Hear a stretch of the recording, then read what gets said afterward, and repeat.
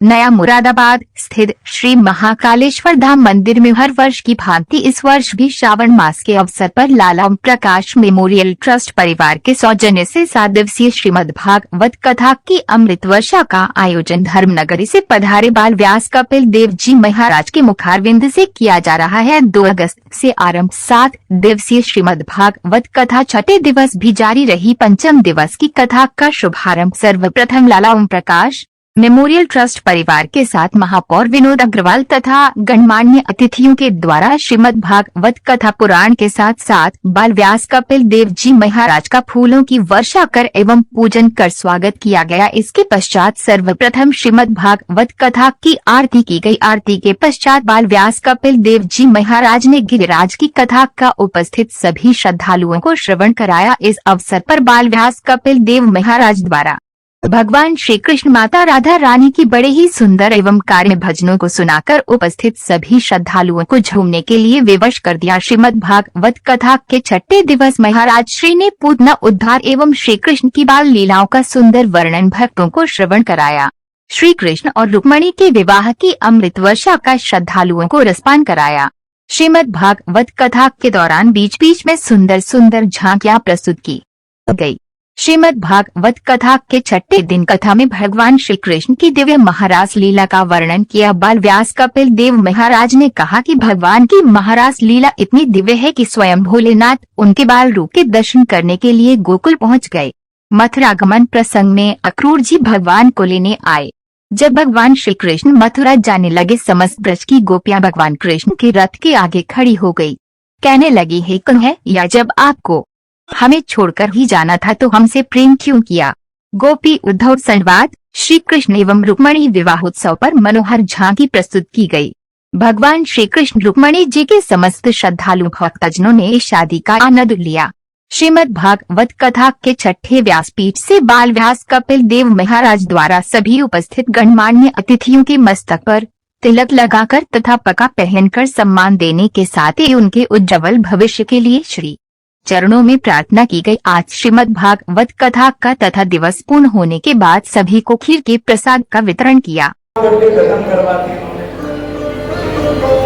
अच्छा, हमारे घर के आगे हमारा जो मुरादाबाद में आवास है ना, तो मुरादाबाद में आवास के आगे सड़क नहीं थी, उन्होंने पूरी पक्की सड़क बनवा दी। इन्होंने काम तो बहुत किया। अच्छा, आप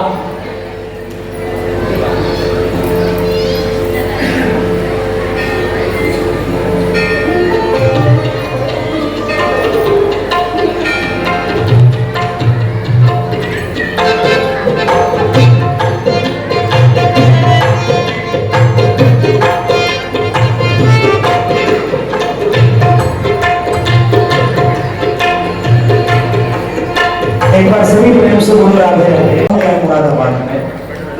मुरादाबाद में इन्होंने बहुत काम किया। ये हमारे प्रेमी है ठाकुर जी के, जहाँ गिरिराज को स्नान करा। तेरे गिरिराज को स्नान कराते कराते सुबह से संध्या है गई, लेकिन तेरे गिरिराज को तो पैर को एक नाखून भी नहीं मिली।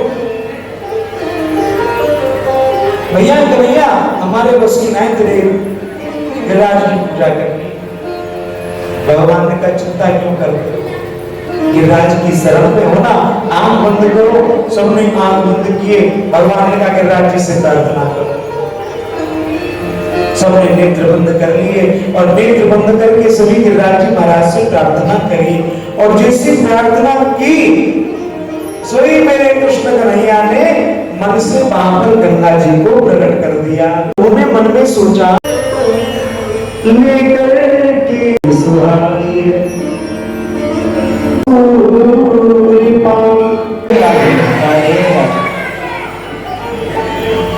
सब जगह घूम करके आते हैं।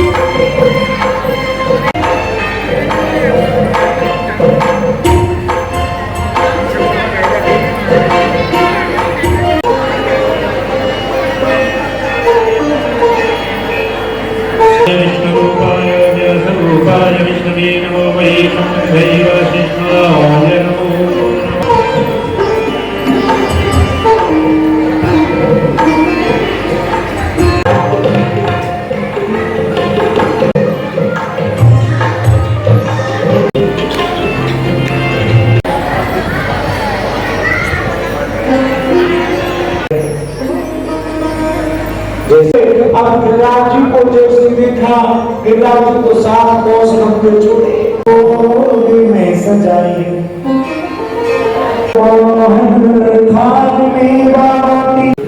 मेरा साथ मिला, मेरा सानिध्य मिला, सब कुछ उनको मिला।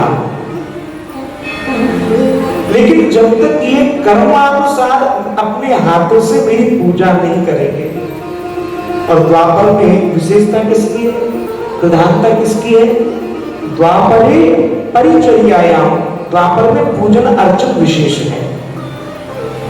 हर युग की अपनी एक विशेषता प्रधानता है प्रभु के धाम को प्राप्त करने के लिए। जैसे कृते ध्यायते विष्णु त्रेतायाम यजितो मखै द्वापरे परिचर्यायाम कलौ तद हरि कीर्तना। कृते ध्यायते विष्णु, सतयुग में क्या विशेषता है, क्या प्रधानता है कि सतयुग में भगवान का ध्यान करो, तप करो, साधना करो, तब जाकर के मुक्ति मिलती थी। सैकड़ों सैकड़ों वर्षों तक ध्यान लगा करके बैठे रहो, तब जाकर के प्रभु कृपा करेंगे, मुक्ति देंगे। और फिर आ गया त्रेता, तो त्रेतायाम यज्ञ तो मखई, त्रेता की प्रधानता थी यज्ञ की, कि जब तक बड़े बड़े यज्ञ ना करो, अनुष्ठान ना करो, तब तक मुक्ति नहीं मिलेगी। बड़े बड़े यज्ञ करने पड़ते थे तब मुक्ति मिलती थी। और फिर आ गया द्वापर, तो द्वापर की प्रधानता है द्वापरे परिचर्यायाम, द्वापर में पूजन करो, अर्चना करो, वंदना करो, तो मुक्ति मिलेगी। और अब चल रहा है कौन सा युग, कलयुग। कलयुग में बहुत सरल कर दिया, क्योंकि प्रभु को मालूम था कि कलयुग में मनुष्य के पास में आयु कम और समय कम और बुद्धि भी कम, तीनों ही अभाव रहेगा, तीनों चीजों का। इसलिए कलयुग में क्या प्रधानता कर दी, बोले कलौ तद हरि कीर्तना। बोले कलयुग में आप आराम से प्रभु का नाम स्मरण करो, उसी से ही मुक्ति मिल जाएगी। समय नहीं है यज्ञ करने का, आपके पास में समय नहीं है भगवान का ध्यान लगाने का, आपके पास में समय नहीं है भगवान की पूजन अर्चना वंदन करने का, तो कुछ नहीं तो भगवान का नाम तो ले ही सकते हो ना।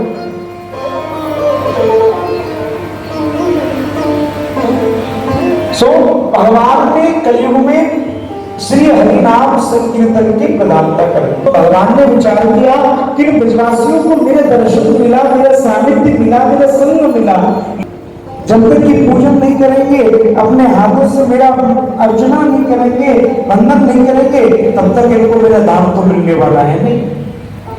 और मेरे दर्शन मेरे संग से अगर ये होने के पश्चात भी इनको मेरा धाम नहीं मिला, तो लोग वहां कहेंगे कि इनके दर्शन से क्या फायदा, इनके दर्शन के बाद इनके दर्शन के धाम की प्राप्ति ही नहीं होगी, पूजन अर्चना नहीं करेंगे। तो भगवान ने कहा इनको पूजन तो करवाना चाहिए। तो इसीलिए भगवान आज सबको लेकर के गिरिराज जी की शरण में गए। अवसर से सभी पहुंचे हैं 56 प्रकार के व्यंजनों को लेकर के। गुरुजन है खीर मोहन